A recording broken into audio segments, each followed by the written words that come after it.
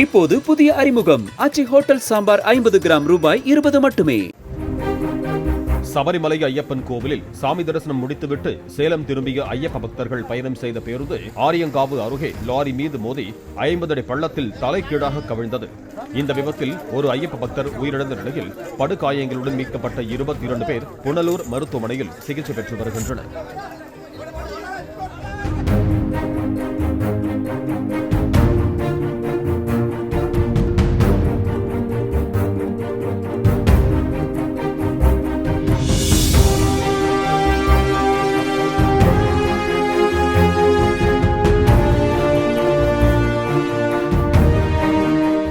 இப்போது புதிய அறிமுகம் ஆச்சி ஹோட்டல் சாம்பார் 50 கிராம் ரூபாய் 20 மட்டுமே.